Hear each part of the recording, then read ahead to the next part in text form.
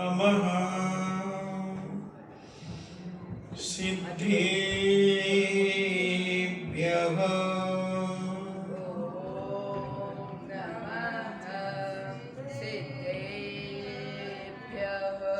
ॐ नमः सिद्धेभ्यः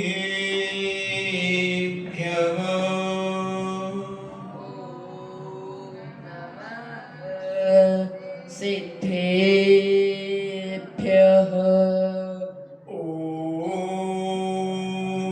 नमः सिद्धेभ्यः ॐ नमः सिद्धेभ्यः इणमो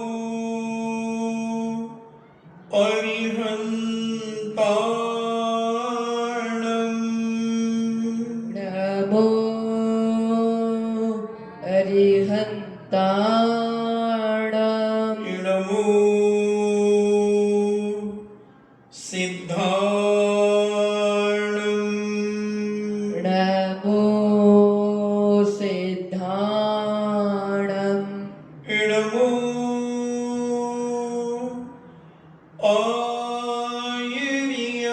आयर्याणम् नमो आयर्याणम् इणमो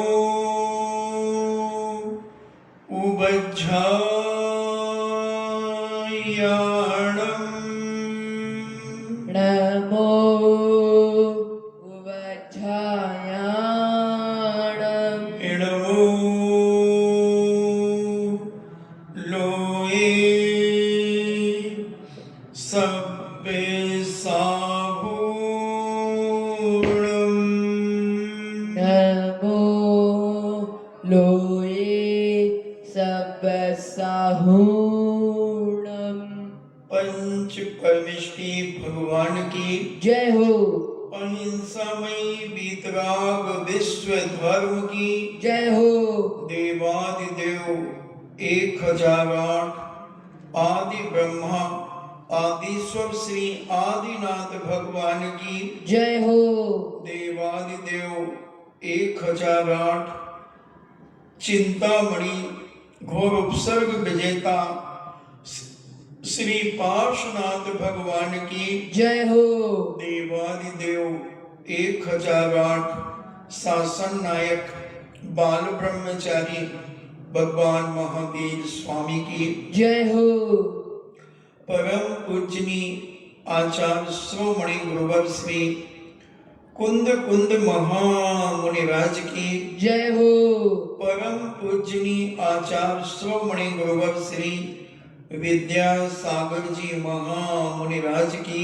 जय हो परम पूजनी आचार्य निर्व्यापक श्रवण मुनि श्री सुधा सागर जी महाराज की जय हो परम पूजनी 3,9 करोड़ महामुनिराजों की जय हो तपोदय अतिशय क्षेत्र की जय हो 6,105 गंभीर सागर जी महाराज की जय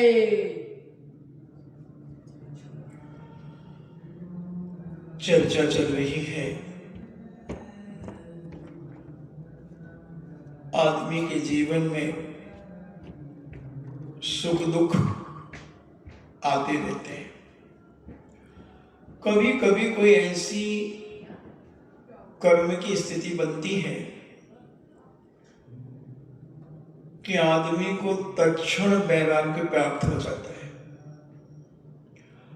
और कभी कभी वैरागी भी रागी हो जाते हैं। ऐसे कुछ क्षण आते हैं। हमारे शास्त्रों में अनेक घटनाएं ऐसी भी लिखी हैं कि बड़े बड़े वैरागी, बड़े बड़े सिद्धांत वेता कर्म की चपेट में आकर चालित मोहिनी कर्म के उदय के कारण अपने पद से पतित हो गए। और ऐसा भी भरा पड़ा है कि संसार की दशा को देखकर, दुर्दशा को समझकर वैराग्य को प्राप्त हो गए। सब प्रकार की घटनाएं, दुर्घटनाएं जैनाचार्यों ने अपनी लेखनी से और भगवानों ने अपनी दिव्य ध्वनि में उपदेश में दिया। कैसे कैसे लोग हैं इस दुनिया के अंदर,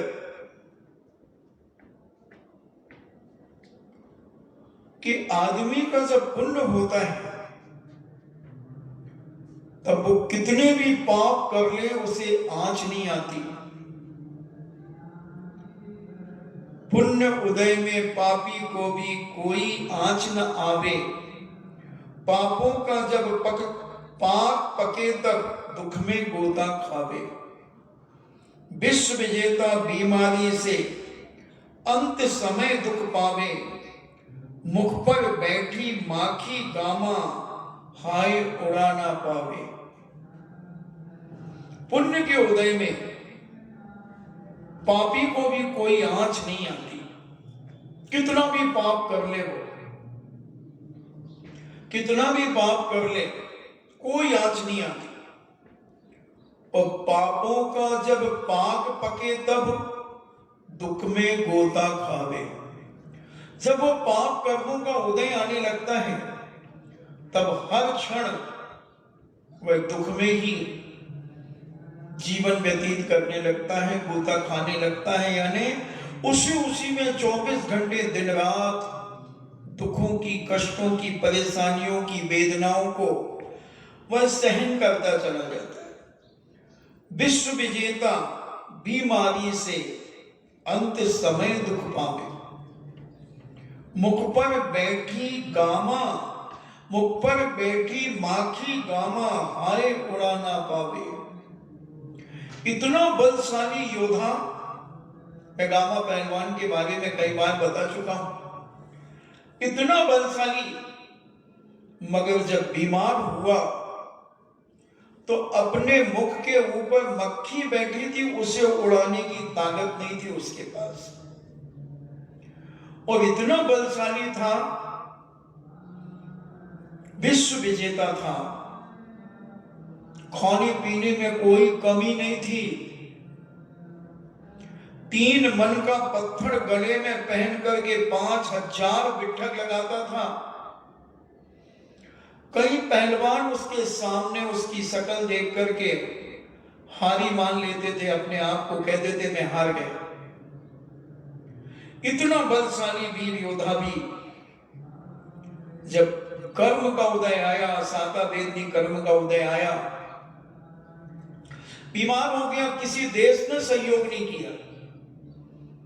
भारत के लोगों ने कहा कि वो तो पाकिस्तान चला गया, हम क्यों उसकी मदद करें। और पाकिस्तान कहता है कि हम क्यों इलाज कराएं तुम्हारा, तुमने तो नाम रोशन किया है भारत का, तुम भले विश्व विजेता हो, मगर उसकी दवाई के लिए भी पाकिस्तान सरकार ने उसका इलाज नहीं कराया। उसने अपने सामान जो उसे इनाम मिले हुए थे, गुरुज आदि सारे इनाम बेच बेच करके उसने अपना इलाज कराया। कोई साथ नहीं देता बंधुओं, जब आदमी के असाता कर्म का उदय आता है और साथ में पाप का उदय जब और आ जाता है, कोई साथ नहीं देता। मुख पर बैठी माखी गामा हाय उड़ा ना पावे। कैसी है दुनिया, कोई साथ नहीं देता बंधुओं, संगी साथी सब दूर हो जाते हैं।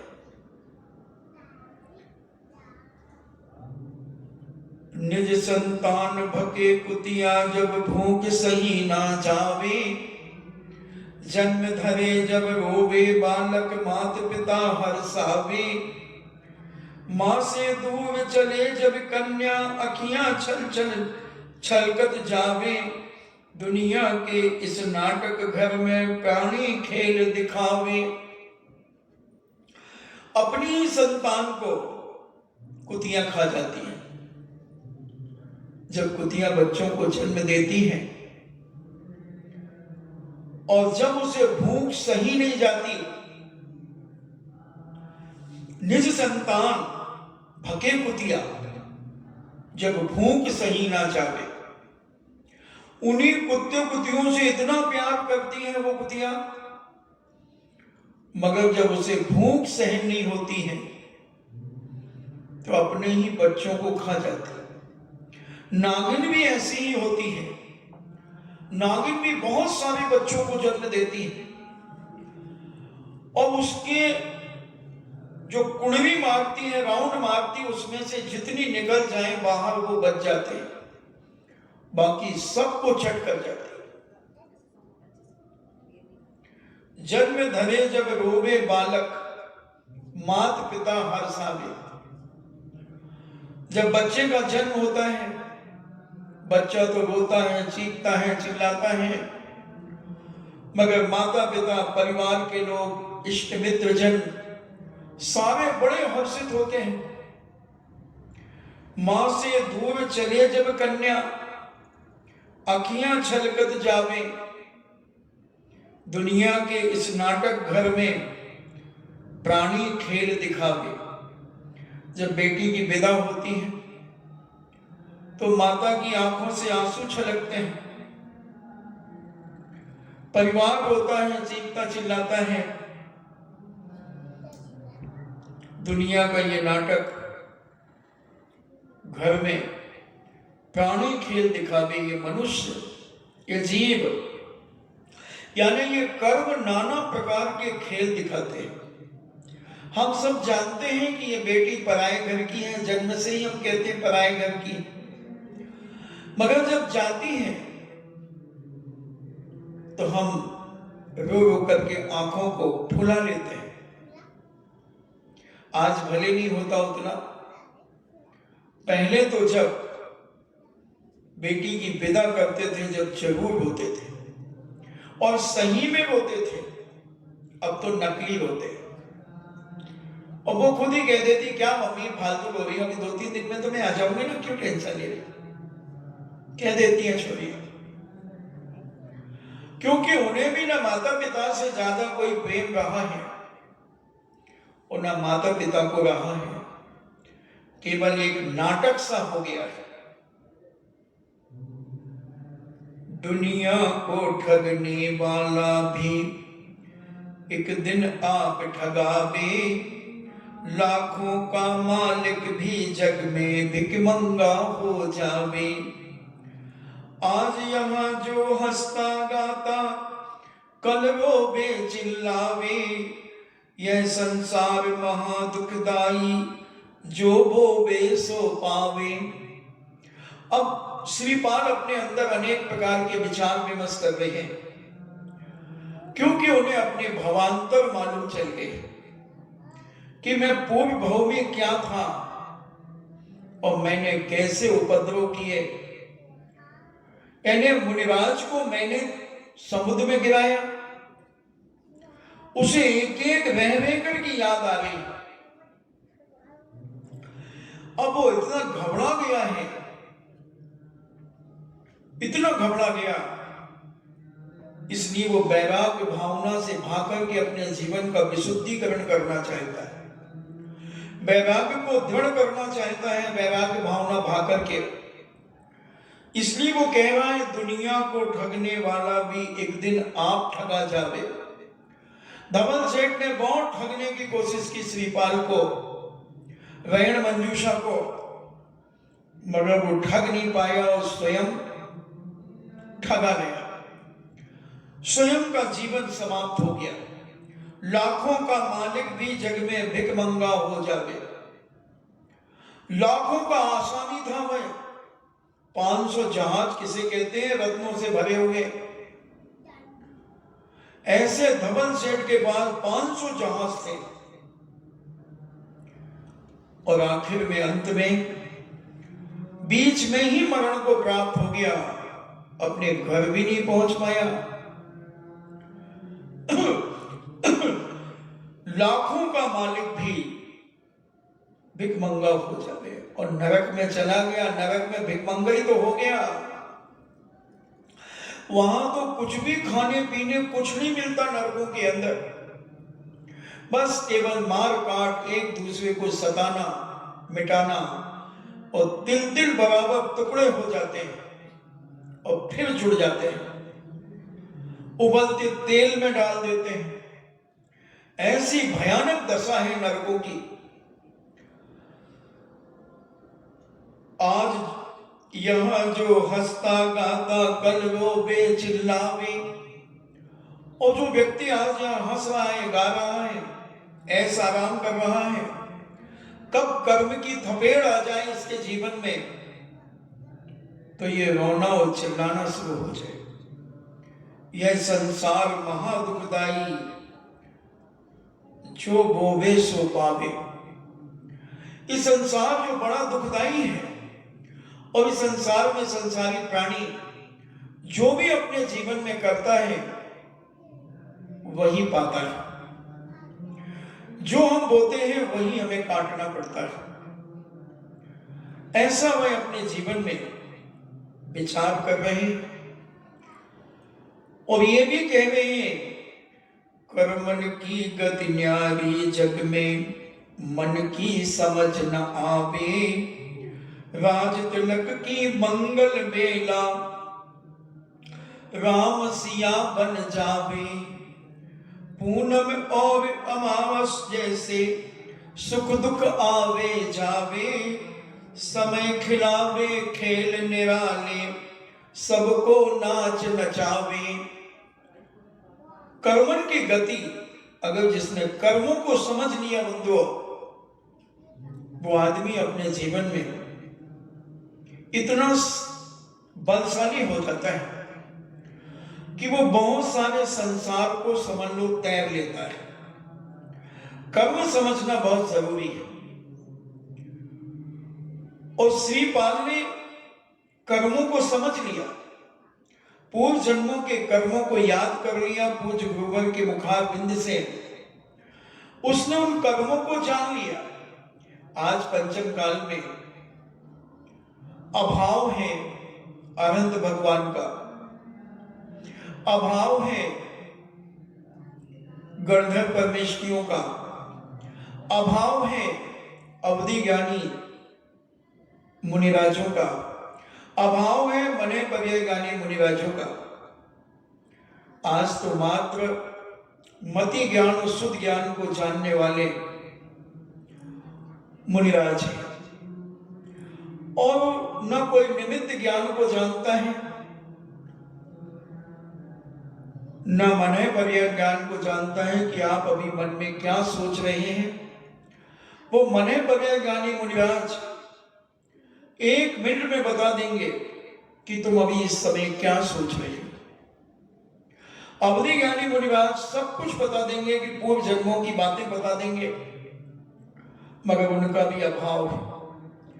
पंचम काल बिल्कुल डूबता हुआ सूरज का समय चल रहा है। पाश्चात्य संस्कृति जैसे आज भौतिकवाद के युग में लीन हो रही है और दुनिया को संसार के कीचड़ में डुबा करके उनके जीवन का अंत कर रही है, ऐसा ही ये समय पंचम काल का समय है। डूबते हुए सूरज की रोशनी में जितना हम अपने आप को संभाल लें, वही हमारी बहादुरी, वही हमारे जीवन का आनंद है बंधुओं। नहीं तो काल तो और विकराल आने वाला है। 18,453 वर्ष के बाद 50 वर्ष मान लो, क्योंकि 3 साल 8 महीने 15 दिन के बाद तो ये 18,453 वर्ष मान लो टोटल। इतना समय पंचम काल का है, और अभी और धीरे धीरे और विकृति बढ़ेगी, उपद्रव बढ़ेंगे, राग देश कसाएं बढ़ेंगी। आदमी एक दूसरे के खून के प्यासे हो जाएंगे। छोटी छोटी बातों में लोगों का विनाश कर दिया जाएगा। अपन को तो सुनने बहुत कम मिलता है। अभी यूपी में देखो 2, 4, 10, 50 रोज मर्डर होते हैं। पिता ने पुत्र का कर दिया, पुत्र ने पिता का कर दिया, न्यूज भरी पड़ी है। छोटी छोटी बातों में लेकर, जमीन जायदादों को लेकर के इतने झगड़े डंडे हो रहे हैं। तो ये कर्मन की गति न्यारी जग में, मन की समझ में समझ ना आवे, और किसी के मन में ये कर्मों की गति समझ में नहीं आ पा रही है। जिसके मन में कर्मों की गति समझ में आ जाती है, वो अपने आप को बैराग की ओर बढ़ाना शुरू कर देता है। वो व्रती बनकर के अपना जीवन का अंत करना चाहता है कि बस हम दुनिया के राग द्वेष से बचकर के अपने जीवन को हम संभालना चाहते हैं। क्योंकि इस गृहस्थी में रहकर के हम अपने जीवन का कब तक ये लेखा जोखा करते रहेंगे। देखो ना कर्मन की गति कैसी है जग में। मन की समझ ना आवे, राज तिलक की मंगल वेला, राम सिया बन जावे। घोषणा हो गई थी मर्यादा पुरुषोत्तम राम को कल अयोध्या का राजा निश्चित किया जाएगा। सारी अयोध्या दुल्हन सी सज गई थी, सारी अयोध्या दुल्हन सी सजी थी। घोषणा हो चुकी थी कि कल की प्रातः वेला में शुभ मुहूर्त में, और विश्वामित्र आदि जो बड़े बड़े ज्योतिषाचार्य थे, उन्होंने मुहूर्त निकाला कि कल से अच्छा मुहूर्त हजारों वर्षों में भी नहीं आया ऐसा मुहूर्त जो कल का मुहूर्त है। राजा दशरथ, आप कल ही अपने बड़े ज्येष्ठ पुत्र के लिए राजगद्दी का राज तिलक करें। मैंने सारे पंचांग देख लिए, सारा ज्योतिष देख लिया है। कागज हुई तो सब कोई बाँचे, कर्म न बाँचा जाए। पोथी पत्री तो हर व्यक्ति बाँच लेता है, पढ़ लेता है, मगर कर्म को पढ़ना बहुत मुश्किल है बंधु, कुछ बहुत मुश्किल है।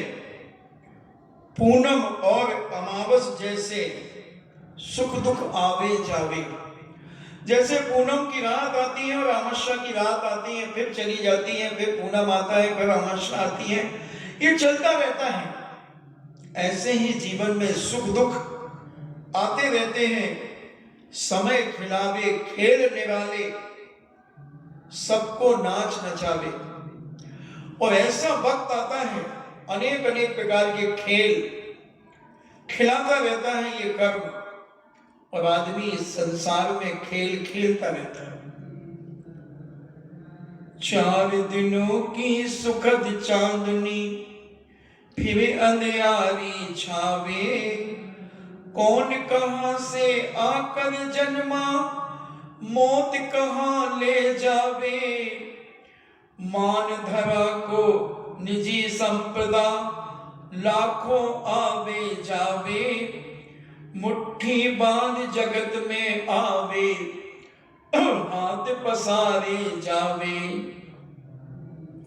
ये 4 दिन की चांदनी, सुखद चांदनी, ये 4 दिन के सुख फिर अंधियारी छावे।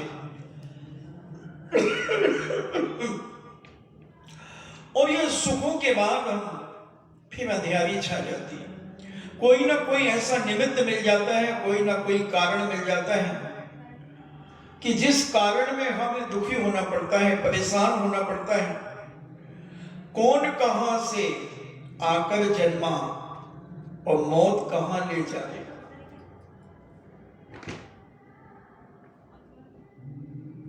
कौन कहां से आकर जन्मा, कोई नरकों से आकर के जन्मा है, कोई स्वर्गों से आकर के जन्मा है, कोई गाय भैंस कुत्ता बिल्ली की पर्याय से आकर के जन्मा है, कोई कीड़ा मकोड़ा आदि होकर के जन्मा है।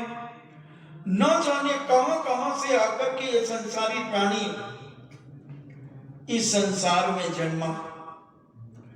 मौत कहां ले जावे। श्रीपाल विचार कर रहे हैं कि मैं पूर्व जन्म में राजा की पर्याय से आकर पुनः राजा तो बना, मैंने इतनी कष्ट देकर के अब मुझे अपने जीवन का सुधार कर लेना चाहिए। अब अपने आप को मुझे समझ लेना चाहिए, क्योंकि जीवन का कोई भरोसा नहीं। अगर मैंने अपने जीवन को नहीं संभाला तो मौत ना जाने कहां ले जाएगी, कहां ले जाएगी ये मौत मुझे, क्योंकि मैंने अपने पूर्व भावों को सब कुछ सुन लिया है, सब जान लिया है। बड़े योग से वो श्रीमती भी मेरी पुनः पत्नी बनी है मैना सुंदरी के नाम से, और मैं उस राजा की पर्याय से पुनः यहां राजा बन गया हूं। अगर मैं नहीं संभला अपने आप को, मैंने नहीं संभाला, मौत कहां ले जावे, कौन सी गति दुर्गति में मौत हमें ले जाएगी, कुछ नहीं कह सकते बंधुओं।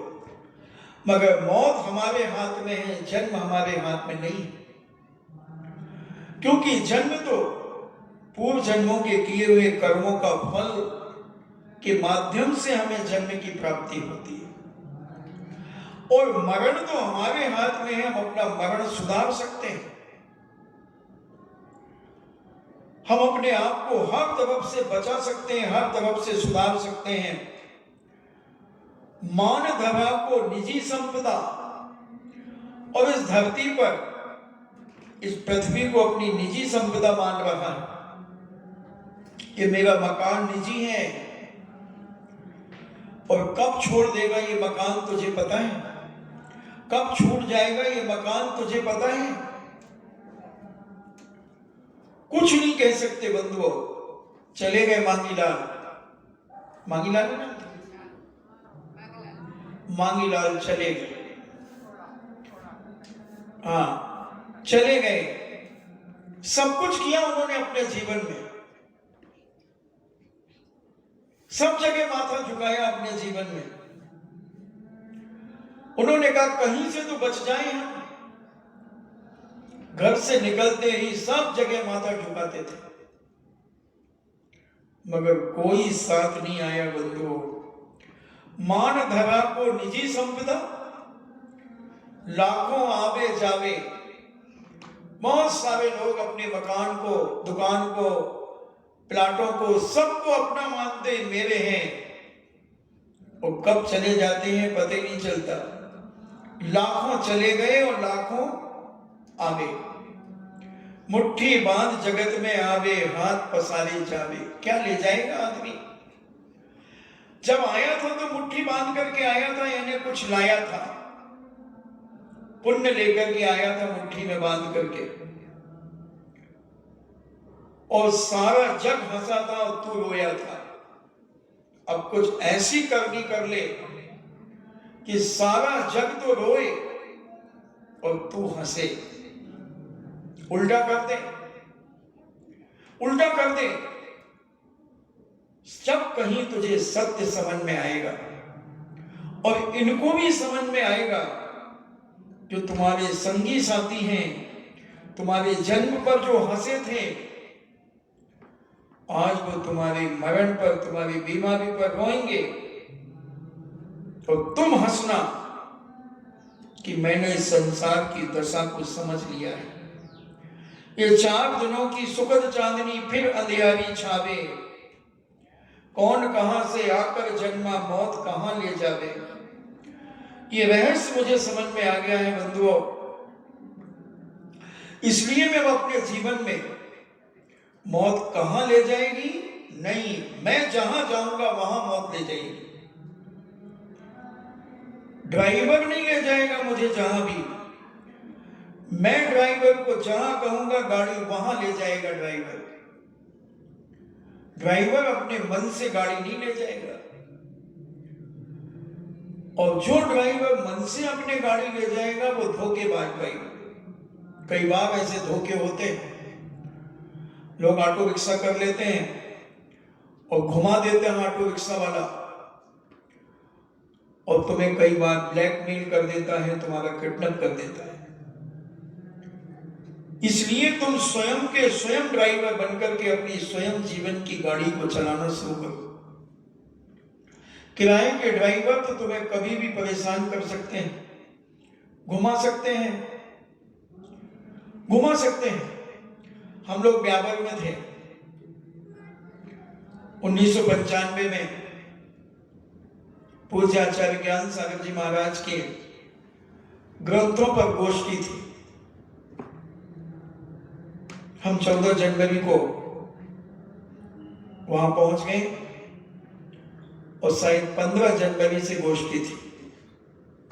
भारत के बड़े बड़े छोटी के विद्वान वहां बुलाए गए थे, और जहां रुके थे नसिया में, उसके पीछे बस स्टैंड था। एक विद्वान उतरे लगभग 4 बजे करीब, बस से उतरे। उन्होंने ऑटो वाले से कहा कि हमें नसिया में जाना है, जहां पूज्य सुधा सागर जी महाराज रुके हुए हैं। उन्हें, हाँ बाबूजी ले चलेंगे।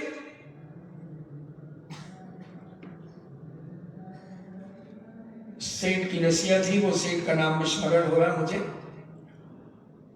तो उसने कहा ले चलेंगे, और उसने बिठाया और 1-1.5 घंटे तक घुमाता रहा। 50 रुपए में तय हुआ 1995 में। 50 रुपए उस समय क्या मायने रखते थे। और 1.5 घंटे घुमा करके इधर से उधर ला करके और दूसरे गेट पर ला करके खड़ा कर दिया। 50 रुपए ले लिए। उस विद्वान ने जब महाराज से कहा, महाराज बस स्टैंड से बहुत दूर रुके हुए हो आप तो।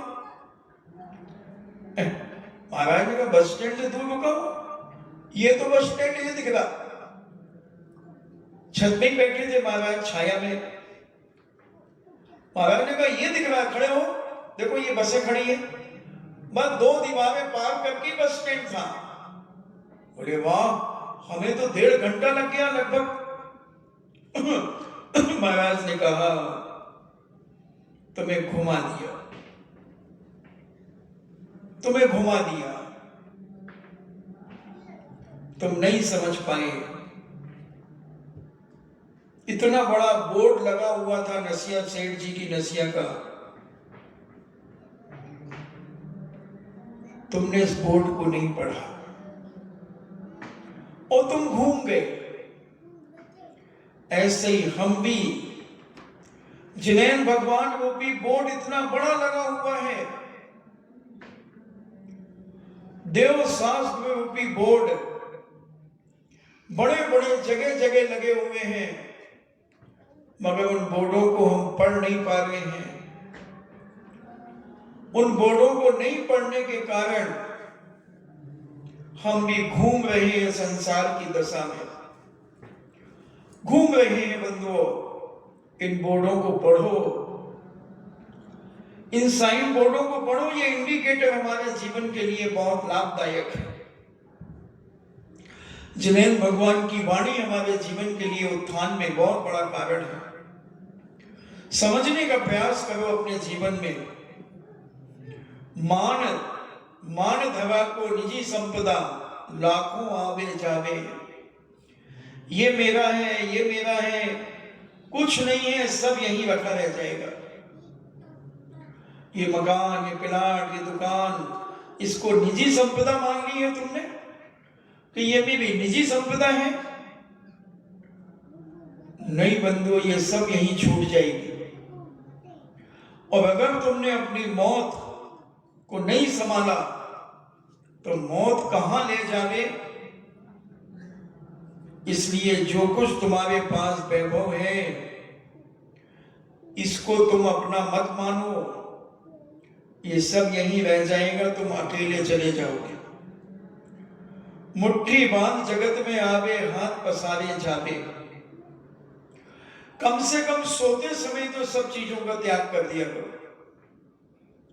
जितना तुम्हारे शरीर पे हो उसको छोड़ करके सब चीजों का त्याग कर दो जब तक मेरी आंख बंद है। देखो कितना सस्ता तुम्हारे जीवन का कल्याण का रास्ता बता रहा हूं। मौत कहां ले जाएगी? मैं तुम्हें स्वयं का ड्राइवर बनाना चाहता हूं तुम्हारी गाड़ी का। तुम जहां ले जाओगे वहां जाएगी मौत। तो अपनी जीवन की गाड़ी को स्वयं संभालो। दूसरों से चलवा करके अपने जीवन को बर्बाद मत करो। कहीं बच्चों के मोह में, कभी बालिकाओं के मोह में, कभी बहुरानियों के मोह में, कभी धन दौलत के मोह में, कभी किसी के मोह में, कभी किसी के मोह में हम दूसरों से अपने जीवन की गाड़ी चलवा रहे हैं। और संत महंत कहते हैं कि नहीं, कौन कहां से आकर जन्मा, मौत कहां ले जावे। वो तो ठीक है, वो जन्म तुम्हारे हाथ में नहीं था। जन्म ने तो तुमने जन्म गए, मगर मौत तुम्हारे हाथ में है कि तुम अपनी मौत को कहां भेजना चाहते हो, मर करके तुम कहां जन्म लेना चाहते हो, वो हर व्यक्ति के हाथ में है बंधु। तुम अपने आप के परिणामों को सुधारो। जो तुमने मान रखा है कि ये घर मकान दुकान हमारी है, ये परिवार हमारा है, ये प्लाट हमारे हैं, ये सब तुम्हारे नहीं है बंधुओं। तुमने निजी मान लिए ये मेरे हैं। चले गए मांगी लाल जी, अब किसके हैं वो प्लाट?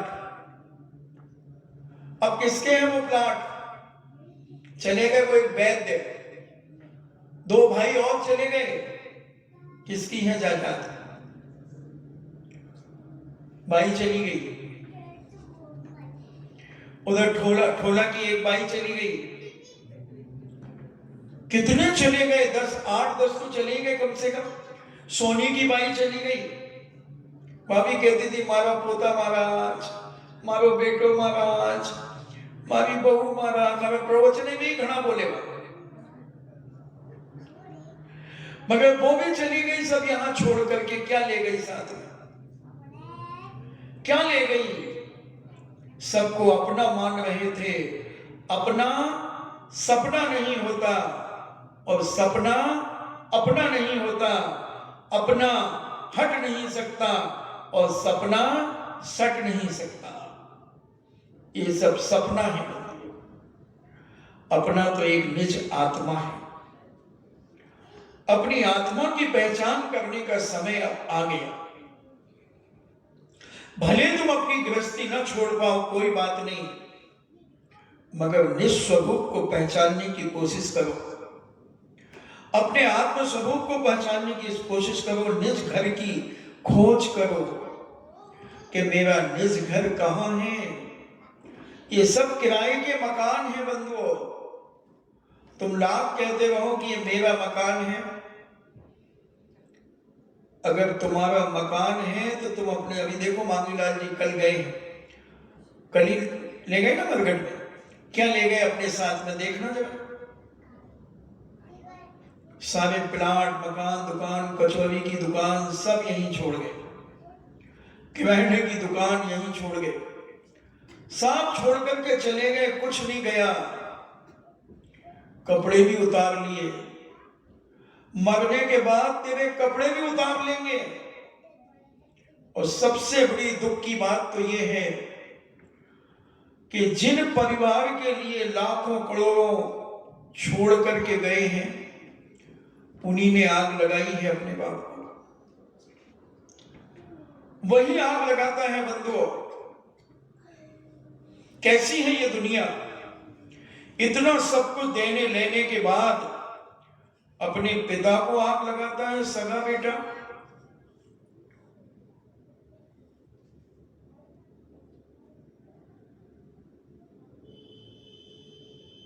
तन पिंजड़े से प्राण पखेरु, बाहर जब आ जावे, घर वाली द्वारे तक जावे बेटा घर वाली द्वारे तक जावे बेटा अग्नि लगावे।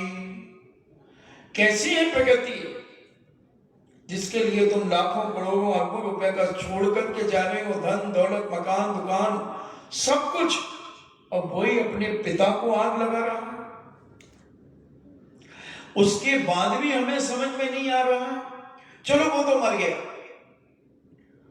जिसको आग लगाई जा रही है, जो मगर 150 आदमी जो देख रहे हैं, उन्हें तो अकल आना चाहिए थी कि देखो इसका सगा बेटा इसे आग लगा रहा है,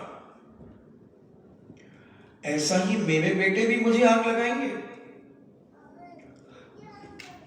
फिर भी मैं इस राग रंग में फंसा हुआ हूं, इतने बोल चाल में फंसा हुआ हूं, ये मेरा ये मेरा ये मेरा, केवल मेरा ही मेरा कर रहा है और तेरा कुछ है ही नहीं।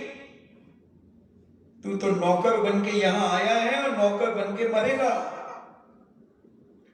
दूसरों की सेवा करते हुए, दूसरों की तारीफ करते करते तू अपनी जिंदगी खत्म कर देगा। कभी अपने निज आत्मा के स्वरूप को भी पहचानने का प्रयास करेगा कि नहीं करेगा? किराए के मकान में इतना रहा है, किराए के मकान को अपना मान रहा है। जो तेरा निज मकान है उसकी तुझे खबर नहीं है, और ईंट गारा के मकान को अपना मकान मान रहा है। कब ढह जाए?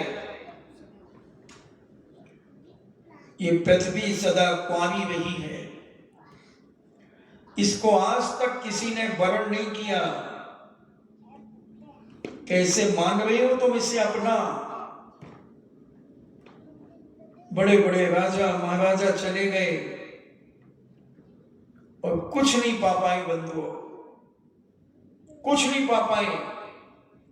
इसलिए 4 दिनों की सुखद जिंदगी, 4 दिनों की सुखद चांदनी, फिर अंधियारी छावे। कौन कहां से आकर जन्मा, मौत कहां ले जावे। कहां कहां चली जाती है मौत। राजस्थान का आदमी और उधर हरिद्वार में जाकर के सुनामी में मर गया। कितने लोग तूफानों में मर गए। मौत घसीट करके ले ही जाएगी बंधुओं। मौत ले जाए वो शरीर को ले जाएगी, मगर पुनर्जन्म तुम्हें कहां करना है वो तुम्हारे हाथ में, तुम्हारी मुट्ठी में है। अपने जीवन के अंदर के माया जाल को कम करो, अपने अंदर बैठे हुए राग देश कसायों को कम करो और अपने जीवन में संयम की ओर बढ़ने का प्रयास करो, त्याग और तपस्या की ओर आगे बढ़ने का प्रयास करो। तो तुम जहां चाहोगे वहां जाओगे, और नहीं तो मौत जहां ले जाएगी तुम्हें वहां जाना पड़ेगा। जाओगे और जाना पड़े में कितना अंतर है, मैं आपसे पूछना चाहता हूं। आपके यहां 5 शादी के कार्ड आए, बच्चों ने पूछा पापा 5 जगह जाओगे? हाँ यार, इन 2 जगह तो जाना पड़ेगा, नहीं जाएंगे तो मामला खराब हो जाएगा। और ये 3 तो जाने ही है बेटा, ये तो बहुत अपने खास नजदीक के लोग हैं, अपने रिश्तेदार हैं, इनके यहां तो जाना ही है, मगर ये 2 जगह तो जाना पड़ेगा। खैर खड़े खड़े निपटा दूंगा, लिफाफा देकर के और 5 मिनट में चलिए। तो जाना पड़ रहा है इन्हें मजबूरी में, और जा रहे हो खुशी में। तो मौत को तुम मजबूरी मत समझो, तुम खुशी खुशी अपना अगला जन्म निश्चित करो, चयन करो कि मुझे वहां जाना है, ऐसे कार्य करना शुरू करो, उस प्रकार की क्रियाएं अपने जीवन में करना शुरू करो। व्रती संयमी बनकर के अपने जीवन का जब तुम अंत करोगे, सारी दुनिया भी अगर तुम्हारा विनाश करना चाहेगी, सारी दुनिया, तो भी तुम्हारा विनाश नहीं हो सकता बंधुओं, तुम सदगति को ही प्राप्त करोगे। और अगर तुमने ये छल छलावे, मायाचारी, झूठ साध दुनिया के अत्याचार करते रहे तो अभी तक जितने भी सिद्ध भगवान बन चुके हैं वो सारे आ जाएं। 3 कम 9 करोड़ मुनिराज छठे गुणस्थान से लेकर के 13वें गुणस्थान तक के वो आ जाएं। और पंचम गुणस्थान वर्ती 700 करोड़ वो आ जाएं। और चतुर्थ गुणस्थान वर्ती 1300 करोड़ वो आ जाएं, तो भी तुम्हें दुर्गति से नहीं बचा सकते, नहीं बचा सकते। बुला लो सारे अनंत अनंत सिद्ध परमेष्टियों को और दुनिया के पाप करना मत छोड़ना, छल कपट करना मत छोड़ना, झूठ साच बोलना मत छोड़ना, अपनी तारीफों के पुल बांधना मत छोड़ना, मोह में उलझे रहना। और ये सारे आ जाएं तो भी तुम्हें बाल के बराबर भी सदगति की ओर नहीं ले जा सकते। और अगर तुमने अपने जीवन में व्रती बन गए हो, नियम संयम का पालन करने लगे हो, अपने अंदर के छल कपट को कम करना शुरू कर दिया है, मायाचार कम करना शुरू कर दिया है, झूठ बोलना कम कर दिया है और धोखेबाजी आदि सब कम कर दी है, और व्रती बन गए हो, तुम संयमी हो गए हो, पंचम गुण स्थान वर्ती हो गए हो, तो सारी दुनिया 29 अंग प्रमाण मनुष्यों की संख्या इस 2.5 दीप के अंदर है। जैसे इकाई, दहाई, सैकड़ा, हजार, 10,000, लाख, करोड़, 10 करोड़ आदि ऐसे 29 अंग प्रमाण मनुष्यों की संख्या है। ये सारे के सारे तुम्हारे विरोध में आकर के खड़े हो जाएं कि नहीं, इसको दुर्गति भेजेंगे, इसको दुर्गति भेजेंगे।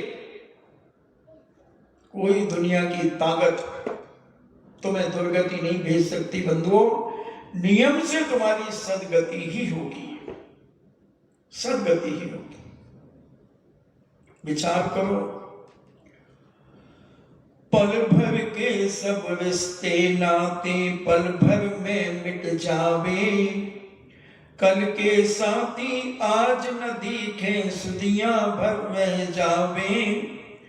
मिलन विरह की रीत पुरानी कोई टाल न पावे, जगत कुंवर के बाण लगे से नारायण सो जावे। पल भर के सब रिश्ते नाते, अभी कह रहे थे ना लाभचंद जी की मां ठाकुर भाई है, कहीं नाम तो घीसाबाई, लाभचंद जी की मां घीसाबाई, कामोद की परदादी घीसाबाई,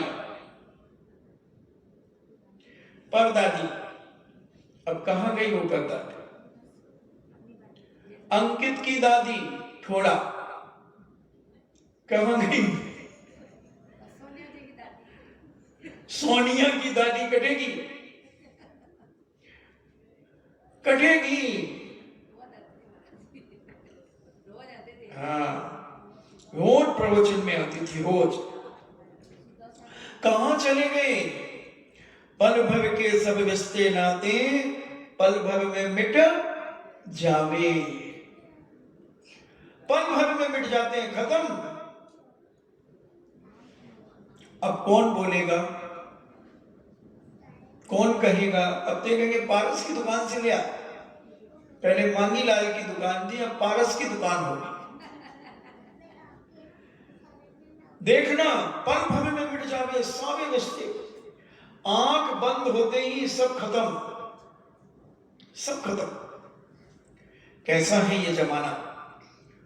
समझने का प्रयास करना है। पल भर के सब रिश्ते नाते पल भर में मिट जावे, कल के साथी आज न दिखे सुदियां भर रह जावे।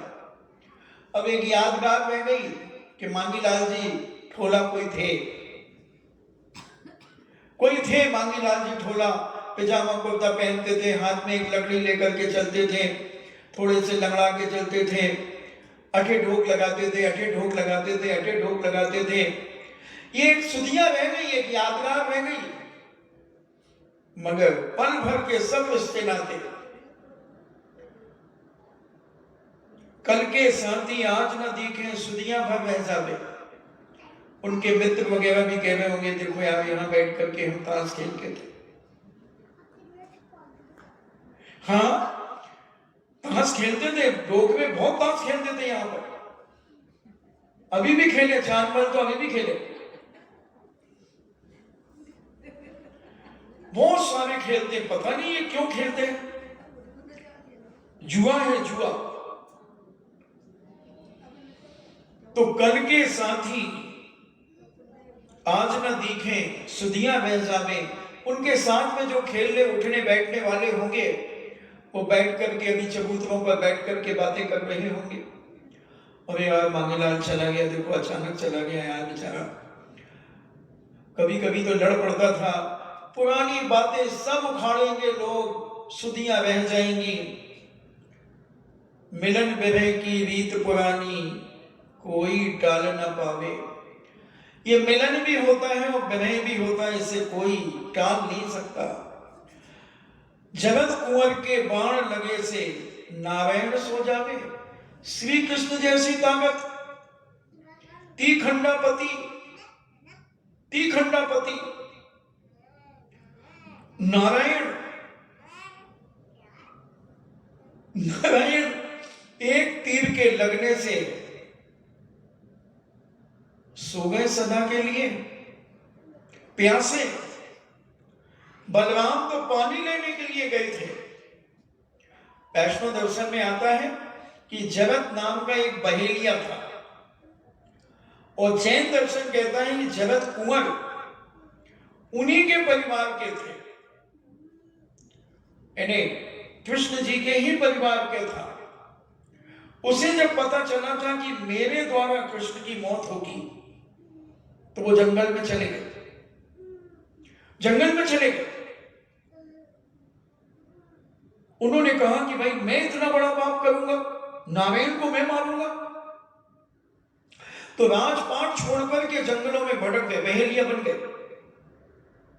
राजकुमार था, मगर कर्म की गति न्यारी है, कर्मन की गति न्यारी है। और कहां द्वारका में आग लगी और घोषणा हो गई, बस 2 बचेंगे, नारायण और बलभद्र बचेंगे बस। और आखिर द्वारका छोड़ करके इन्हें भी निकलना पड़ा, और नारायण जैसी ताकत प्यास के लिए पानी मांग रही है। बलराम पानी लेने गए और ये टांग के ऊपर टांग रखे थे। उस बहेलिया ने वैष्णो दर्शन से और जैन दर्शन से जगत कुंवर ने सोचा कि कोई हिरण है, तो इनके पैर में जो पद्म था वो आंख जैसे चमक रहा था, उस पर तीर मार दिया, पद्म फट गया और वही उनकी लीला समाप्त हो गई। अगर इसके बाद भी हम नहीं समझ पाए, मिलन विरह की रीत पुरानी, कोई टाल न पावे। ऐसा विरह अनादि काल से हो रहा है, हो गया है, हो रहा है, होता रहेगा। बहुत बिरले लोग हैं इस विरह को पहचान कर साइन बोर्ड पढ़ना शुरू कर देते हैं, अनंत प्रभु के जिनालय का बोर्ड पढ़ना शुरू कर देते हैं, उनके हुए बताए हुए मार्ग पर चलना शुरू कर देते हैं, गुरुओं के उपदेश सुनकर के अपने जीवन को संयमी बनाने का प्रयास करते हैं। ऐसा श्रीपाल को जब पूज्य अवधि ज्ञानी महामुनिराज के मुखारबिंद से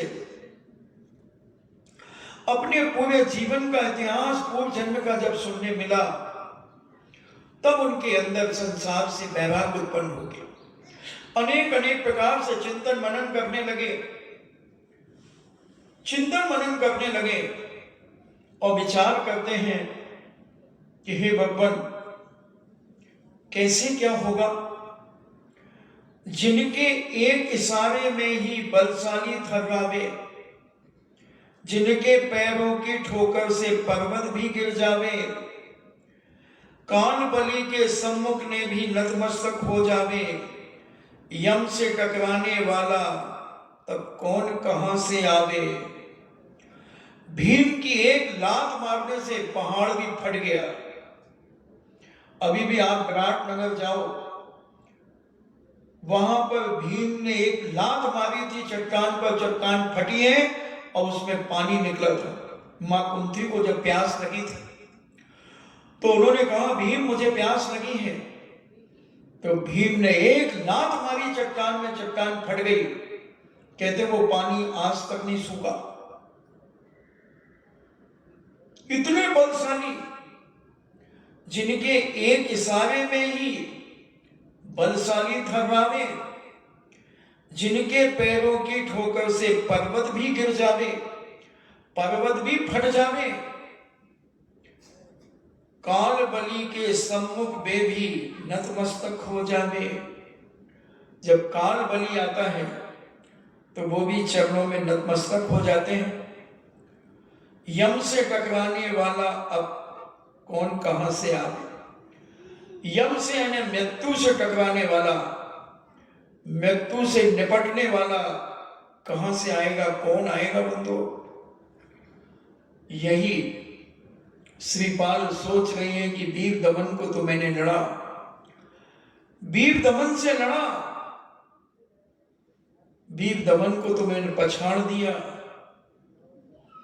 मगर काल बलि जब मेरे सामने आएगा तो मुझे उसके सामने नतमस्तक करना पड़ेगा।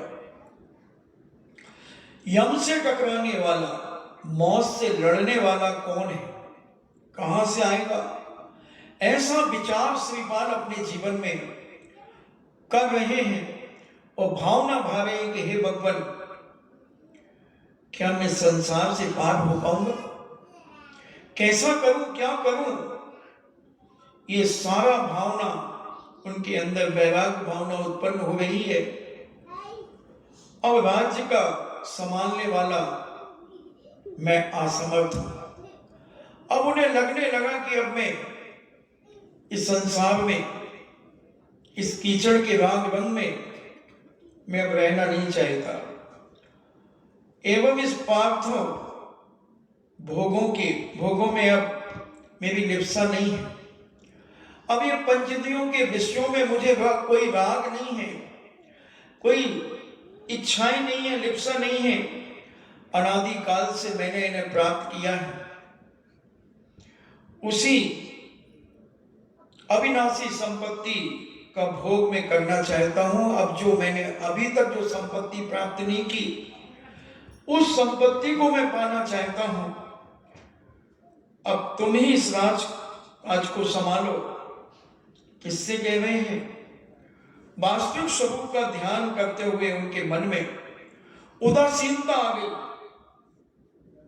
अब उनके मन में संसार के प्रति विरागता आ गई है एवं उन्होंने इसके त्याग करने का संकल्प कर लिया है।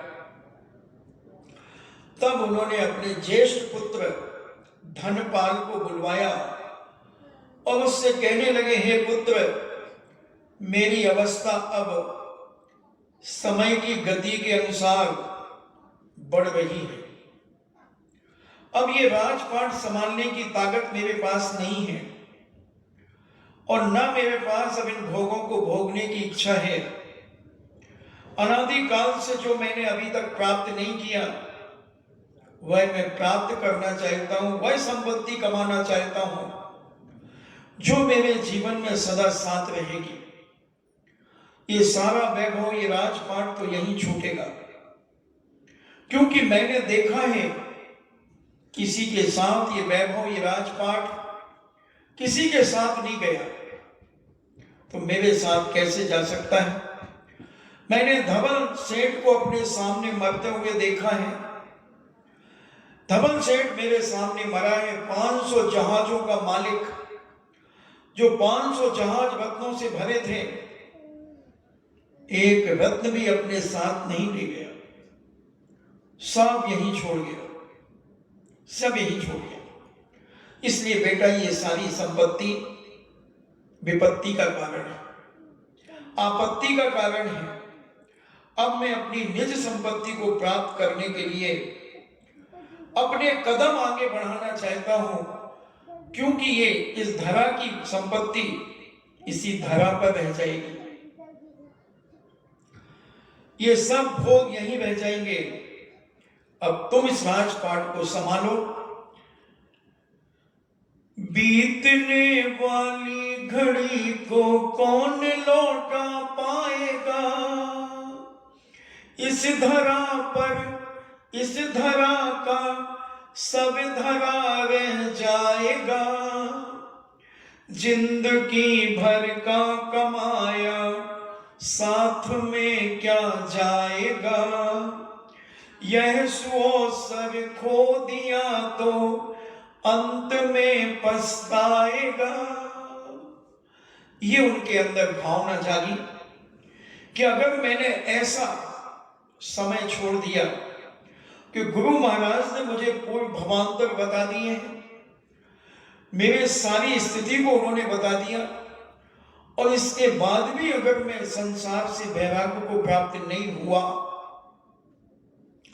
और इसी संपत्ति के मोह जाल में मैं अगर उलझा रहा, तो मेरी जिंदगी को धिक्कार है। एक बार नहीं, 100 बार धिक्कार है,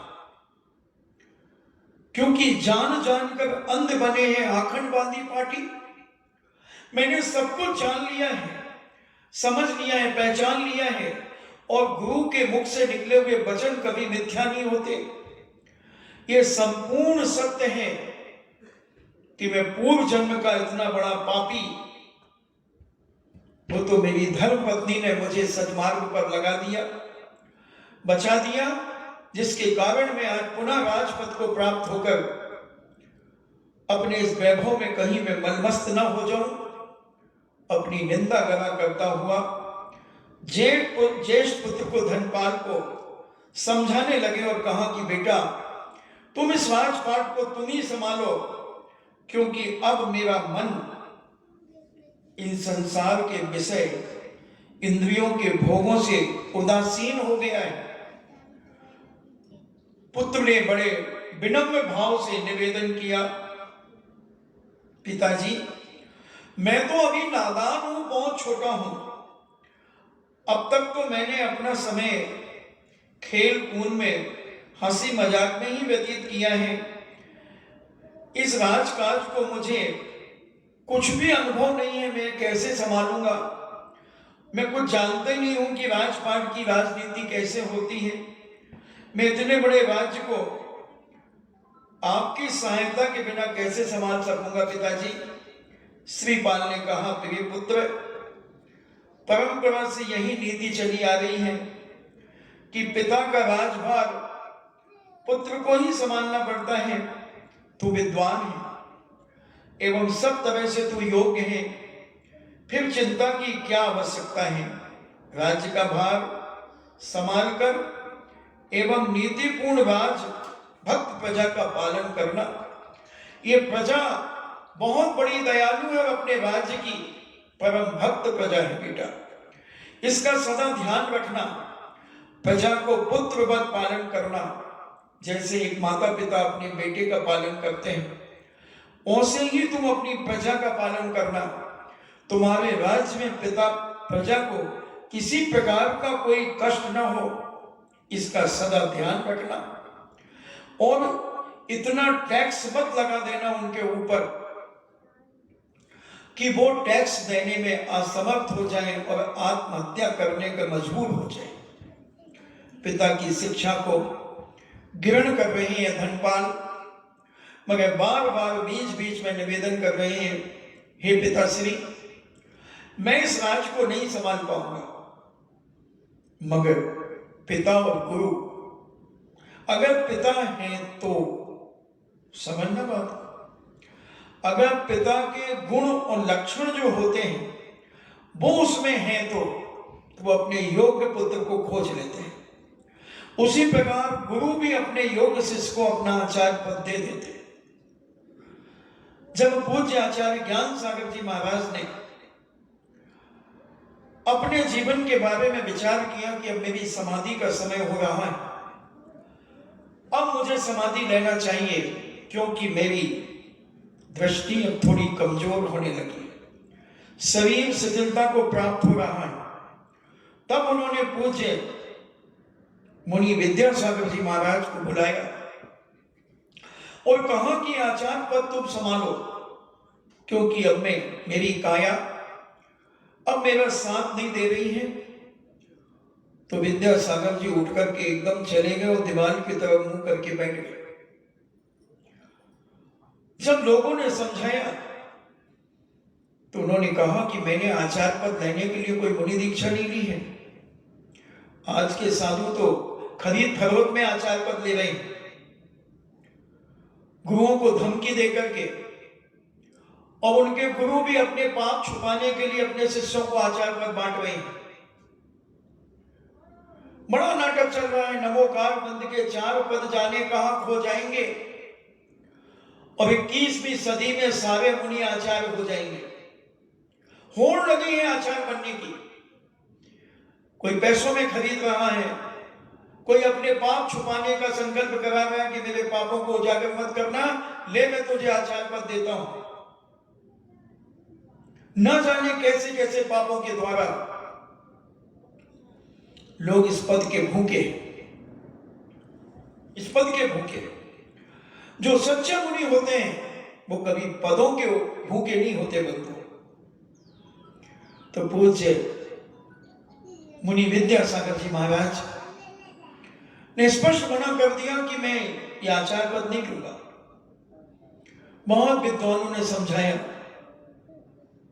जब 1994 में हम राजस्थान में आए,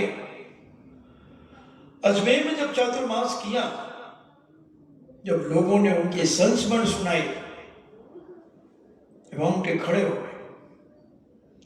जैसे ही आचार्य पद की बात होती उठ करके चले जाते, जैसे ये बाबूजी जा रहे उठ करके, ऐसे ही वो उठ करके चले जाते।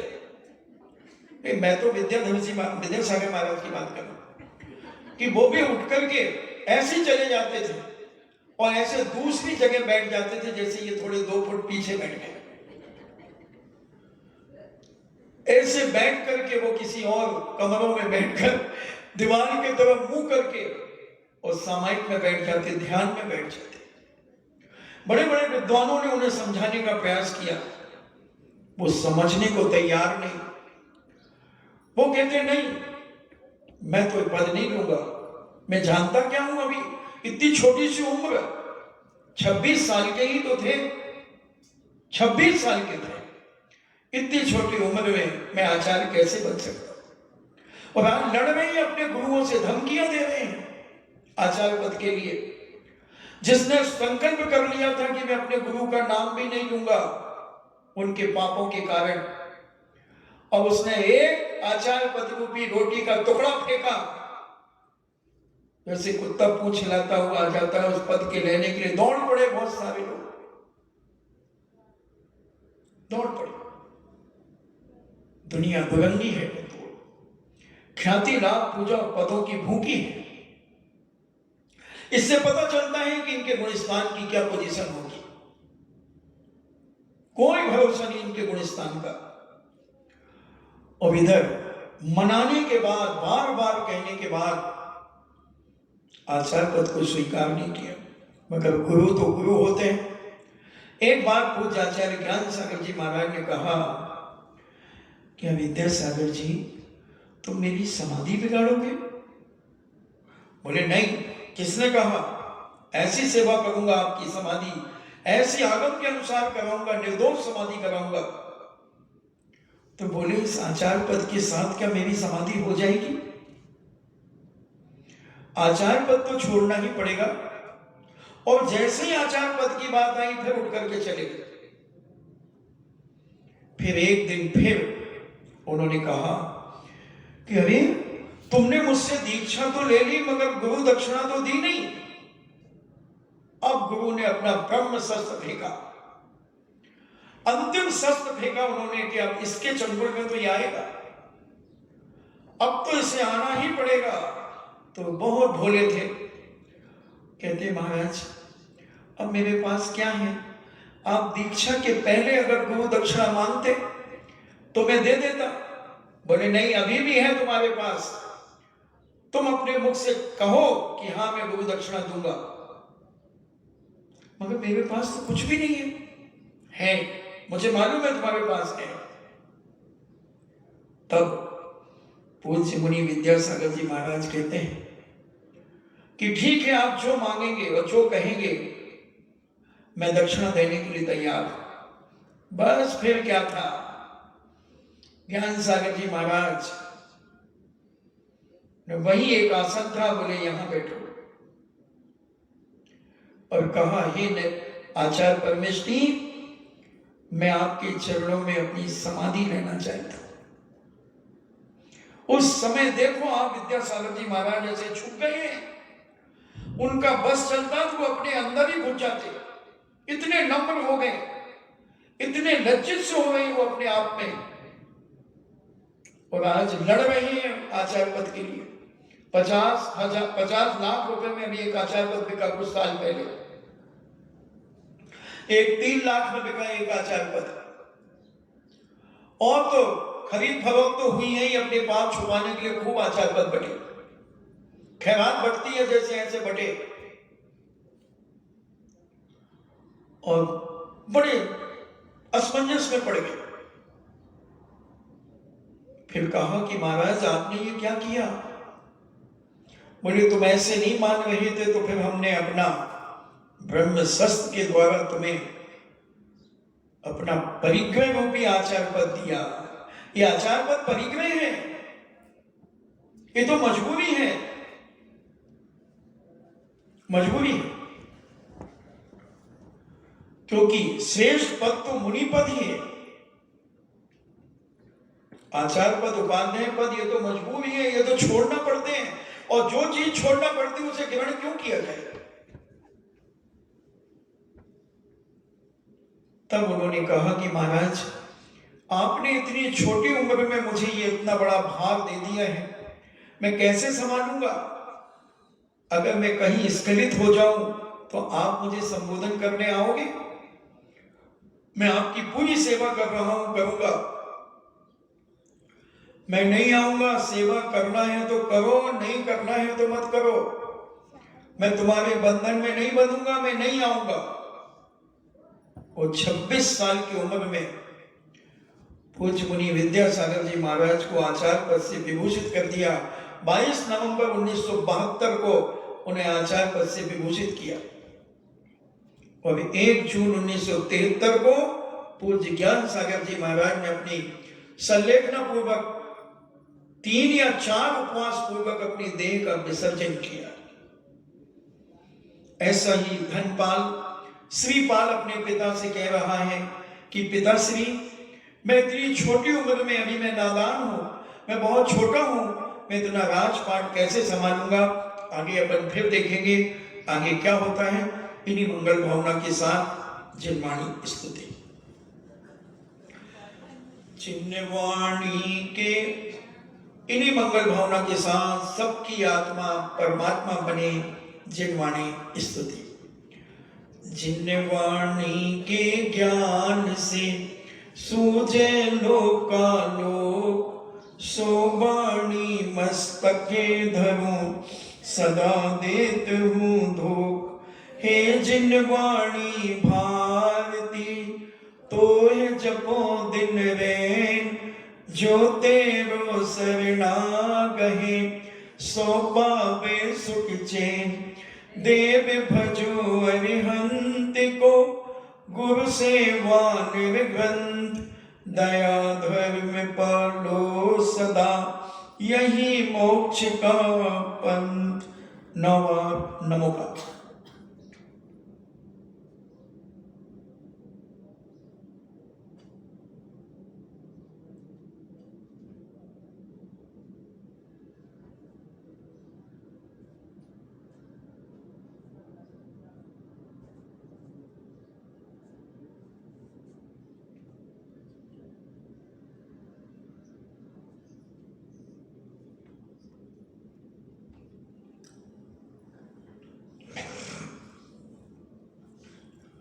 परम पूजनीय द्वादशांग जिनवाणी माता की सुत देवता शुत देवता सुत देवता जैनम जेतु शासनम जैनम जेतु शासनम जैनम जेतु शासनम।